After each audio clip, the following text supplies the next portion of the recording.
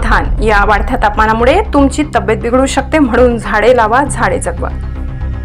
सविस्तर वृत्त असे. नंदुरबार जिल्ह्यातील तापमान दिवसेंदिवस वाढत आहे. या तापमानातून जिल्ह्यातील नागरिकांची सुटका होण्याची चिन्हे दिसत नाही. सध्या स्थितीत सकाळी 9 ते सायंकाळी 10:30 वाजेपर्यंत कडक उन्हाचा तडाखा जाणवत आहे. अघोषित वाहतूक बंदी असल्यासारखे ठिकठिकाणी मानवरहित रस्ते दिसू लागल्याने दुपारच्या सुमारास काम करणे जवळपास अशक्य झाले.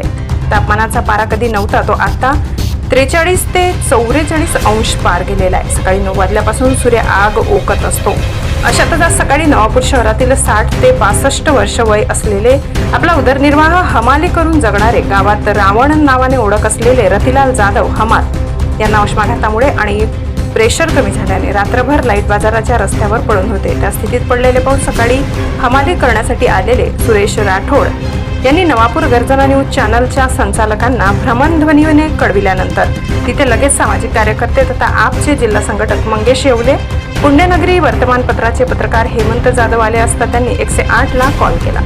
लागलीच रतिलाल जाधव हमाल यांना उपचारासाठी रुग्णवाहिकेतून उपजिल्हा रुग्णालयात दाखल करण्यात आले व त्यांच्यावर प्राथमिक उपचार करण्यात आला. नवापूर गर्जना न्यूज, आपल्या हक्काचे व्यासपीठ.